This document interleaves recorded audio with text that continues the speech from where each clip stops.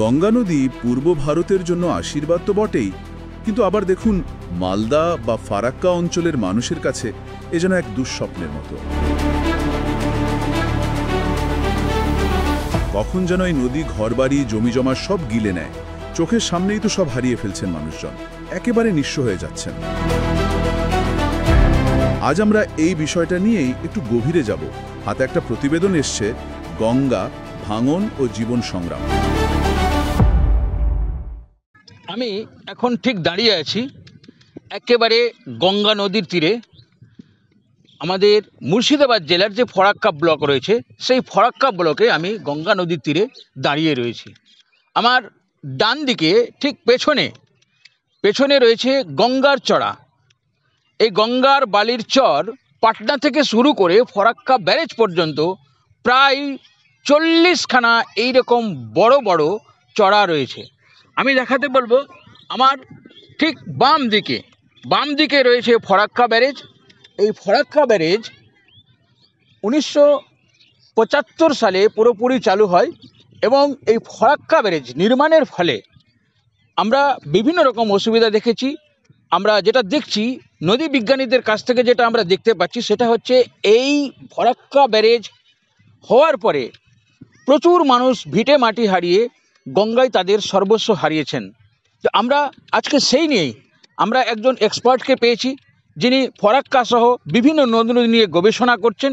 এমনই একজনের সঙ্গে আজ সাক্ষাৎ করাবো এবং ওনার সঙ্গে কথা বলে নেব যে আজ পর্যন্ত, অর্থাৎ গঙ্গা আমরা স্বাধীনতার আগে থেকে গঙ্গা ব্যারেজ তৈরি হওয়া পর্যন্ত, গঙ্গা ব্যারেজ তৈরি হওয়ার পরে কতটা গঙ্গার পক্ষে আমাদের ভূমিক্ষয় হয়েছে, মানুষের ঘরবাড়ি সর্বশান্ত হয়েছে, কত মানুষ জমি নষ্ট করেছেন, মানে জমি নষ্ট হয়ে গেছে, সেই সমস্ত বিষয়গুলি আজকে আপনাদের তুলে ধরব। এগিয়ে আসছে বর্ষা, এই বর্ষার পরে আবার শুরু হবে ভাঙনের ক্রন্দন। প্রতি বছর যেটা আমাদের কাছে অভ্যাস হয়ে গেছে, গা শোয়া হয়ে গেছে, কিন্তু মানুষের এত মানুষ যে গঙ্গা ভাঙনে দুঃখ কষ্ট জ্বালা যন্ত্রণা বাড়িঘর হারিয়ে তারা যে কোথায় কারো 14 বার, কারো 15 বার, কোনো মানুষ 7 বার 8 বার পর্যন্ত গঙ্গা ভাঙনে তাদের ঘর বাড়ি হারিয়ে সমস্ত সর্বস্ব খুইয়েছেন, অথচ পায়নি কোনো সরকারি সাহায্য।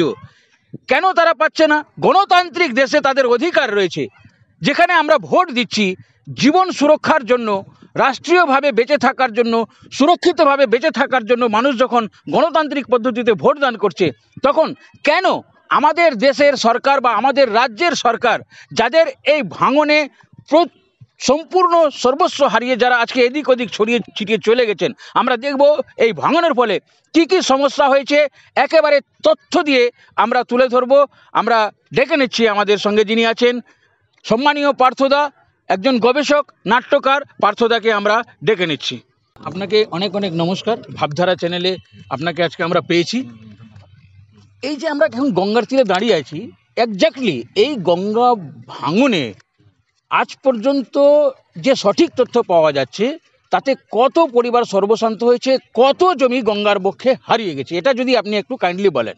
দেখুন, বিষয়টা হচ্ছে যে গঙ্গা একটি প্রাচীন নদী, মহাভারতের উল্লেখ আছে। অর্থাৎ মহাভারত শুরুই হচ্ছে মা গঙ্গাকে দিয়ে, গঙ্গার ছেলে শান্তনু। এটা দেখছি আমরা একটা প্রতীকী রূপ। কিন্তু আমরা যখন গঙ্গা নিয়ে কাজ করতে যাচ্ছি, বিশেষ করে আমরা যারা মালদা মুর্শিদাবাদে বাস করি, মালদা মুর্শিদাবাদের ইতিহাস চর্চা করি এবং তার সঙ্গে সঙ্গে গঙ্গাটা অবশ্যই চলে আসে, তখন এই আজকের যে গঙ্গার চিত্র, এই চিত্রটা কি ছিল, কি হয়েছে বা আমরা কি তথ্য পাচ্ছি, সেটা একটু আপনাদের সামনে তুলে ধরি। প্রথমেই বলে রাখি, নদী বিশেষজ্ঞদের মতে প্রত্যেক বছর গঙ্গা 50 থেকে 100 মিটার করে ভাঙছে, প্রতি বছর গড়ে। আমরা যে তথ্যগুলো পাচ্ছি, যে তথ্যগুলো আপনাদের দেওয়া দরকার, সেটা হচ্ছে, আমি একটু বই থেকেই দিচ্ছি। এটা মূলত গঙ্গার চর্চা, মালদা জেলার গঙ্গার ভাঙন ও ফারাক্কা ব্যারেজ, এই নিয়ে একটি লেখা এবং তথ্য সমৃদ্ধ লেখা। তাতে আমরা পাচ্ছি 1845 সাল থেকে। 1845 সাল থেকে সেই সময় যা ঘটনা ঘটেছে সেগুলো মোটামুটিভাবে না বলে আমি যদি স্বাধীনতার পর ধরি, মানে সেই সময় থেকে 1845 থেকেই বলুন না, অসুবিধা নেই। 1845 সাল থেকেই আমরা দেখছি মোটামুটি গঙ্গার ভাঙনটা চলছে। গঙ্গা ভাঙছে, আবার ঘুরছে, গঙ্গা ঘুরছে, বিভিন্ন জায়গায় গঙ্গার খাত তৈরি হচ্ছে। কিন্তু যে তথ্যটা আমরা পাইনি সেটা হচ্ছে সেই সময়কার যে কত পরিমাণ জমি আমাদের চলে গেছে। শুধু একটা জায়গায় সার্ভেয়ার কোলাব্রুকের মতে একটা সময় গঙ্গা গৌড়দুর্গের পশ্চিম দিক দিয়ে প্রভাবিত হতো, পরে গঙ্গা সরে এসছে এবং ভাঙন ভাঙতে ভাঙতে আসছে। আমরা যে সালটা পাচ্ছি এখানে সেটা হচ্ছে যে 1931 সাল থেকে 1978 সাল পর্যন্ত মালদা জেলায় ভূমি ক্ষয়ের পরিমাণ 14,335 হেক্টর, প্রচুর পরিমাণে কিন্তু মালদা জেলায়। এবং এর মধ্যে 1996 সালে 5 লক্ষ মানুষ ক্ষতিগ্রস্ত হচ্ছে। 1996, এই যে 1931 থেকে 1978 এর মধ্যে ফারাক্কা ব্যারেজ কিন্তু পুরোপুরি চালু হয়নি। 1975-এ ফারাক্কা ব্যারেজ চালু হয়েছে। ফারাক্কা ব্যারেজ চালু হওয়ার আগেই আমরা দেখছি 14,335 হেক্টর জমি অলরেডি গঙ্গায় চলে গেছে, মানে গাড়ি ঘর মানুষজন দোকানপাট সমস্ত কিছু চলে গেছে।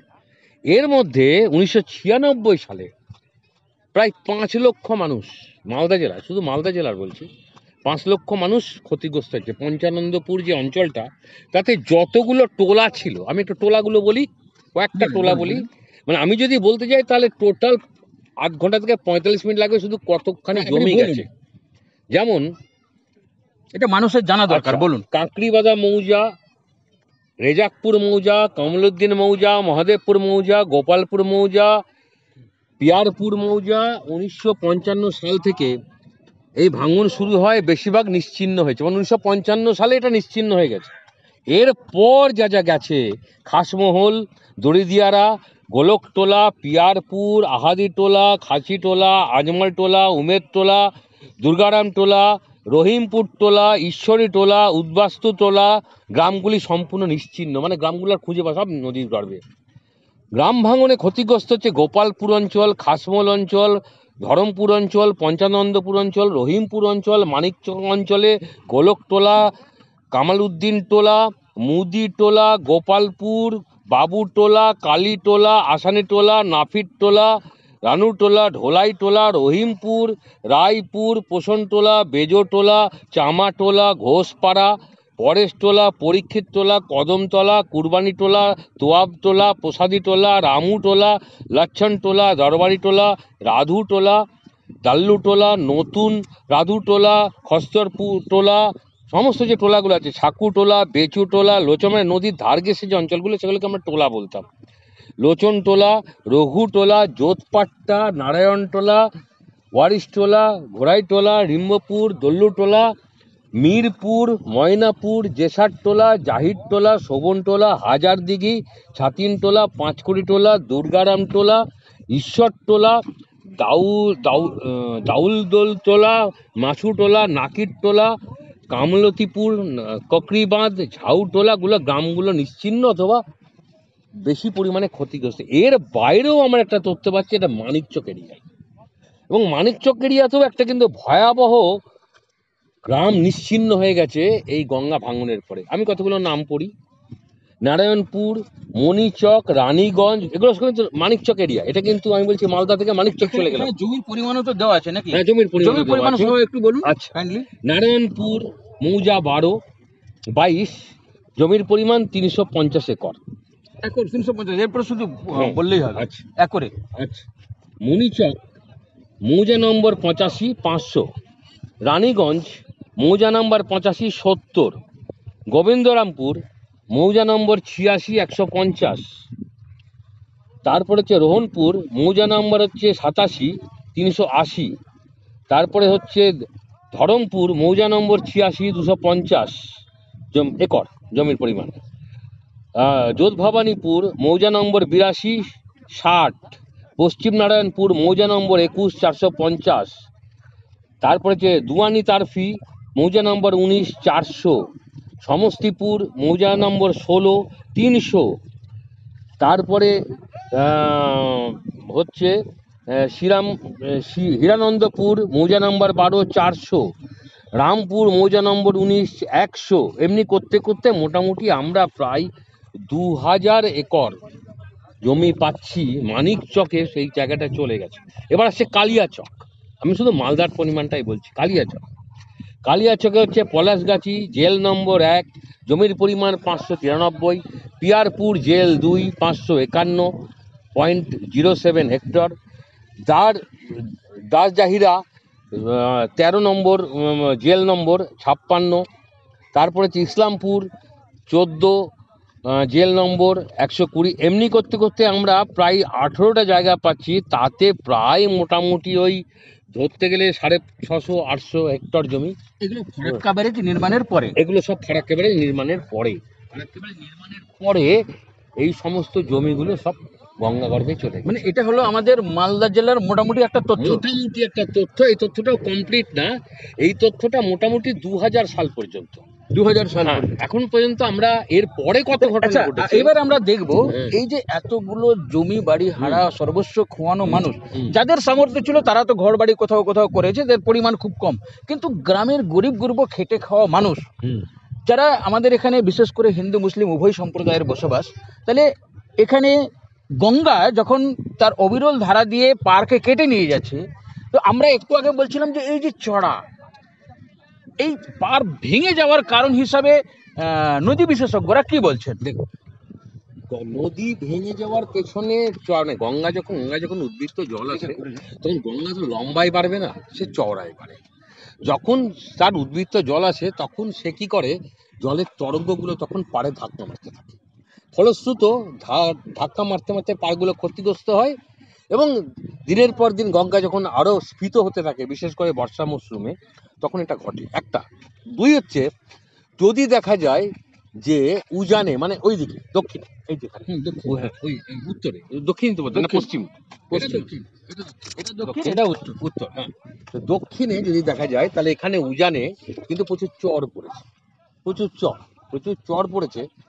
চর পড়ার অন্যতম কারণ হচ্ছে, তার পেছনে একটা, সেটা হচ্ছে যে এই নদী বিশেষজ্ঞ কপিল ভট্টাচার্য তিনি বেশ কিছু তথ্য দিয়ে গেছে। এই তথ্যটা একটু পড়লে আমার মনে হয় ফারাক্কা ব্যারেজের ফারাক্কা ব্যারেজের ত্রুটি আপনাদের একটু দেখিয়ে দিই। যাতে এই যে দেখতেই পাচ্ছেন ফারাক্কা ব্যারেজের ত্রুটি এটা রয়েছে। হ্যাঁ, এই ফারাক্কা ব্যারেজের ত্রুটি বলতে গিয়ে উনি বলছে, মানে টোটাল ফারাক্কা ব্যারেজে কাঙ্ক্ষিত জলপ্রবাহ ভাগীরথীতে প্রবেশ করবে না এবং ব্যারেজ নদী স্বাভাবিক গতিপথকে ব্যাহত করে মালদা জেলাকে বন্যা কবলিত করবে, সে সম্পর্কে বিশিষ্ট নদী বিজ্ঞানী কপিল ভট্টাচার্য সতর্কবাণী উচ্চারণ করেছিলেন বহু বছর আগে। মানে এটা মোটামুটি আনন্দবাজার পত্রিকায় বেরিয়েছিল, যেটা খবর পাওয়া যাচ্ছে সেটা হচ্ছে ওই 67, 68, 69 এই সময়তেই কপিল ভট্টাচার্য বলে গেছিলেন যেখানে। আচ্ছা, এবং তা সত্যে পরিণত হয়। তাতে দেখা গেল 1998 সাল পর্যন্ত মালদা জেলায় ভয়াবহ বন্যা, ব্যাপক ভাঙন। তাহলে কারণটা কি? ফারাক্কা ব্যারেজের কারণটা কি বলছেন উনি? আসলে ফারাক্কা ব্যারেজের কংক্রিটের ভিত গঙ্গা গর্ভ থেকে 18 ফুট উঁচু থাকায় পলি জমে গঙ্গার নির্গমন ক্ষমতা, ডিসচার্জ ক্যাপাসিটি প্রায় 40% হ্রাস পাচ্ছে, মানে কমে যাচ্ছে। অর্থাৎ এই যে গঙ্গার মাটির তলা থেকে 15 ফিট অব্দি যে দেওয়া আছে পিলার, ফলে যে জলটা ফোর্সটা বেরোবে, এই ফোর্সটা বেরোতে পারছে না। ফলে কি হচ্ছে, দুদিকে কিন্তু ভাঙনটা বাড়ছে। যে পরিমাণ জল বেরিয়ে চলে যেতে পারতো সেই পরিমাণ জল কিন্তু বেরোতে পারছে না, ভাঙনটা বাড়ছে। আচ্ছা, তা মালদা জেলায় বন্যার আশু সহায়ক হিসেবে কাজ করেছে। সুতরাং ব্যারেজের তলায় ব্যারেজের কংক্রিট তলটির খাদ স্পষ্ট অপেক্ষা 52 ফুট উঁচু না করে যদি নদী গর্ভগৃহের গঙ্গা গর্ভের অনুরূপ রাখা হতো, তবে ভাঙন ও প্লাবন অনাকাঙ্ক্ষী হ্রাস পেত। এছাড়াও বর্ষার সময় ড্রেজিং বা চর কাটলে এই মাটি প্রবল জলস্রোতে সাগরে যেতে পারত। এবার প্রশ্নটা হচ্ছে যে গঙ্গার সময় যে আমরা ড্রেজিং করছি করে পলিটা কিন্তু আমরা বাইরে ফেলছি না, আমরা গঙ্গায় ফেল দিচ্ছি, ভাবছি স্রোত থাকার জন্য এটা কিন্তু চলে যাবে সাগরে, কিন্তু যাচ্ছে না, কারণ ওখানে আটকে যাচ্ছে এবং আটকে গিয়ে পলিগুলো কিন্তু আবার জমছে। তাছাড়া আচ্ছা, ফারাক্কার মধ্যবর্তী 25টি সুইস কংক্রিট ভিত অন্যদের উপেক্ষায় 8 ফুট নিচে আছে। সেখানে 8 ফুট উঁচু স্টপ গেট বসানো আছে।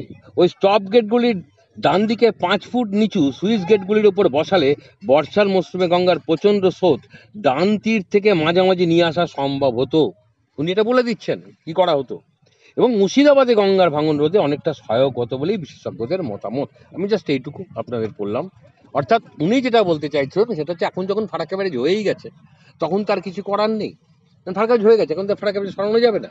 এবার ফারাক্কা ব্যারেজকে সঙ্গে রেখে আর কি কি করলে গঙ্গার ভাঙনটা রোধ হতে পারে সেটা উনি বলছেন।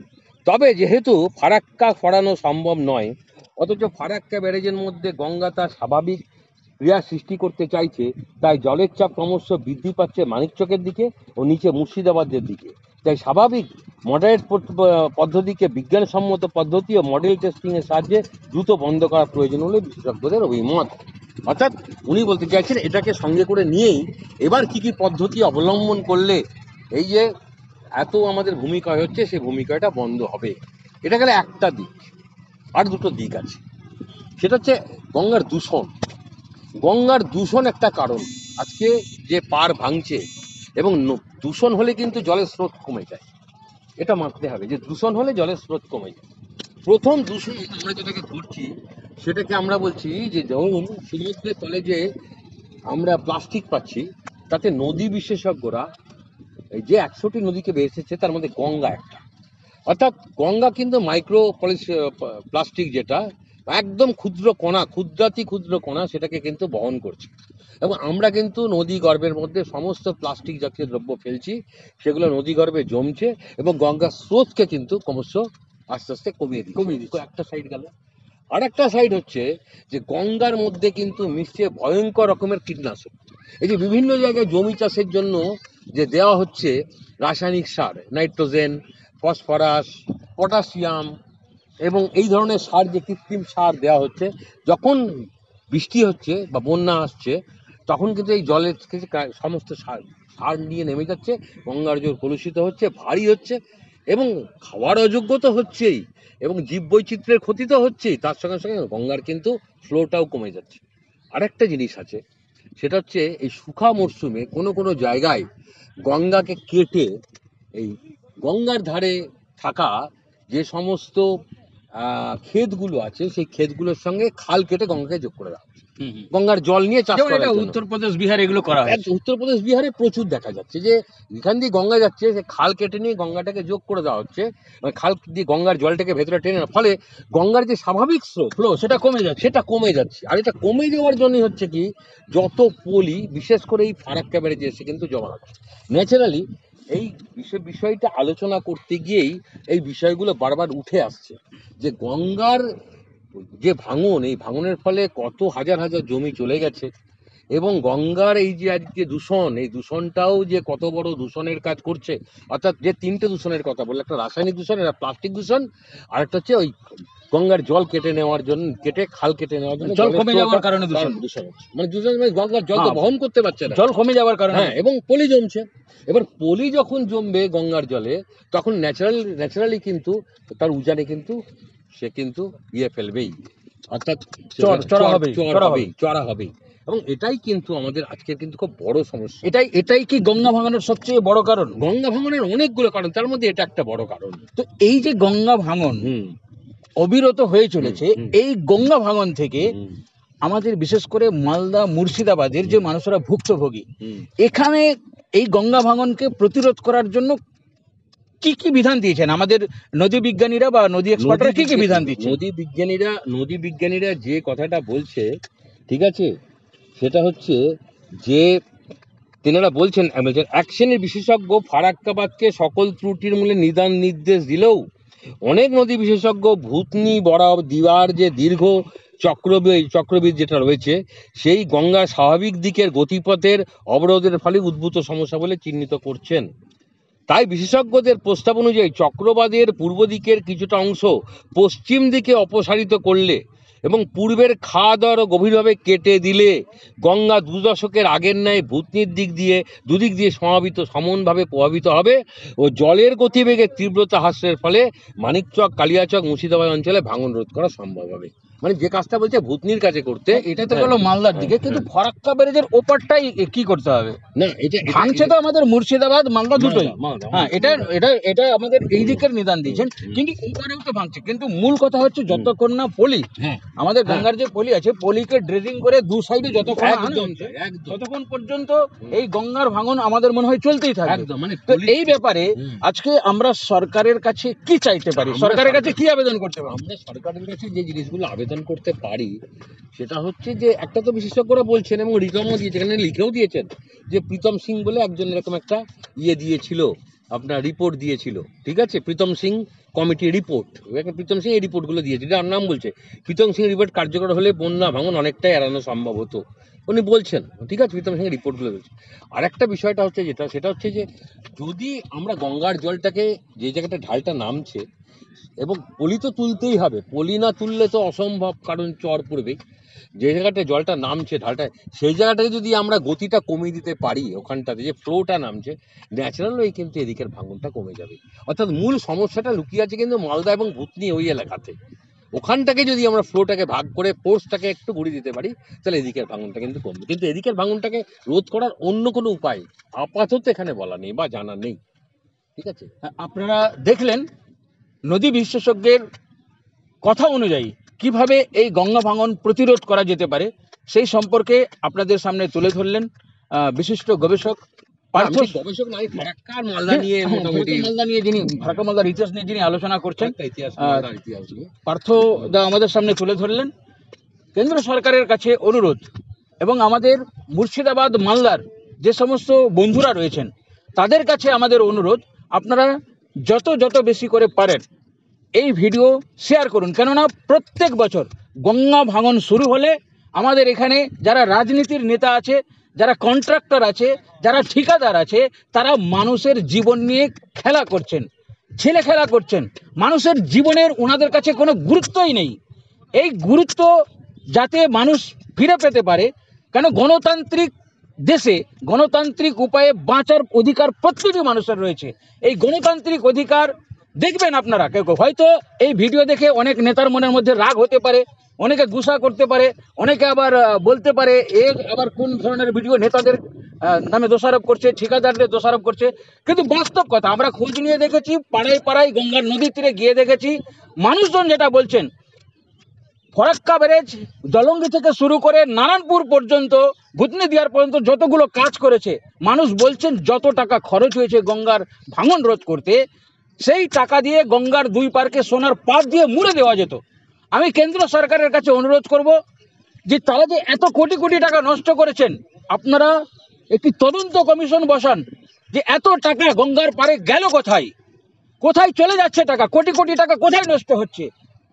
বন্ধু, আবার বলছি, এই গঙ্গার ভাঙন নিয়ে না রাজ্য সরকারের প্রতি, ফরাক্কা বলছি মালদা এবং মুর্শিদাবাদের মানুষ, কোনো অঞ্চলের মানুষ খুশি নয়, তারা সন্তুষ্ট নয়, সরকারের কাজকর্মে সন্তুষ্ট নয়, যাতে থ্রুলি কন্টিনিউয়াসলি মানুষ তাদের জীবন জীবিকা সঠিকভাবে নির্বাহ করতে পারে। আপনারা দেখেছেন সবচেয়ে বেশি দাদন শ্রমিক, পরিযায়ী শ্রমিক আজকে মালদা এবং মুর্শিদাবাদ। অথচ এই মালদা বা মুর্শিদাবাদ এককালে ইতিহাসে রাজধানী ছিল, শশাঙ্কের রাজধানী ছিল, কর্ণসুবর্ণে, গৌড়ে, এখানে প্রচুর পরিমাণে ব্যবসা হতো। সেই ব্যবসাগুলো গেল কোথায়? আজকে আমি আবারও বলবো, কেন্দ্র সরকার এবং রাজ্য সরকার, আপনারা চিন্তা ভাবনা করুন, দ্রুত ব্যবস্থা করুন। আবার দেখিয়ে যে গঙ্গা ভাঙন যখন বর্ষাকাল আসবে তখনই গঙ্গা ভাঙনের মানে প্রতিরোধ করে। মহাদেবনগরে যদি আপনি যান, মহেশপুর মুশকিনগরে সেখানে গেলে আপনি গিয়ে ওখানে ছবি তুলে নিয়ে আসুন, গঙ্গার কি ভয়াবহ অবস্থা। এবং ওখানকার শিক্ষকরা সাধারণ মানুষকে সঙ্গে নিয়ে নেমেছেন ওই জায়গাটায়, যাতে ভাঙনটা রোধ করে, যে কিছু কাজও বোধহয় হচ্ছে প্রতিরোধে, কি একটা আপনারা পেয়ে যাবেন। আমরা অবশ্যই যাব, আমরা অবশ্যই দেখাবো, এবং এটাও দেখাবো কেন্দ্র সরকারের আমাদের নিদর্শন আছে, এমন কাজ আছে যেখানে আজ থেকে 98 থেকে 2004-এর দশকে ভেঙেছে, সেখানে কোনো ভাঙন হয়নি। কিন্তু এখন যেভাবে বাঁচছে তাতে কিন্তু ভাঙন হয়েই চলে যাচ্ছে। সেই জন্য প্রতিটি দর্শকের কাছে আমাদের, যারা ভাবধারা চ্যানেল দেখবেন, আপনাদের কাছে অনুরোধ, আপনারা দেখুন এবং শেয়ার করুন। বিষয়টি কেন্দ্র সরকার রাজ্য সরকারের দৃষ্টিগোচরে আনুন, যাতে মানুষ খেয়ে পড়ে সুষ্ঠুভাবে, সুন্দরভাবে, সুস্থভাবে তারা নিজ নিজ এলাকায় তাদের পৈতৃক যে ভিটা রয়েছে সেই ভিটার মধ্যে বসবাস করতে পারে। ধন্যবাদ সবাইকে। আপনি যে কথাটা বললেন আমি একটু যোগ করছি, সেটা যে ফারাক্কা ব্যারেজের যে আমাদের যে বাঁধানো আছে, ফারাক্কা ব্যারেজে আমরা যে গান্ধীঘাট দেখছি বা পিটি এই যেখানে দেখছি সেটা বাঁধানো আছে তো মানে ইয়ে দিয়ে বোল্ডার দিয়ে, বোল্ডার দিয়ে বাঁধানো থাকলে কিন্তু আমরা দেখতে পাচ্ছি সেখানে কিন্তু ভাঙন হচ্ছে না।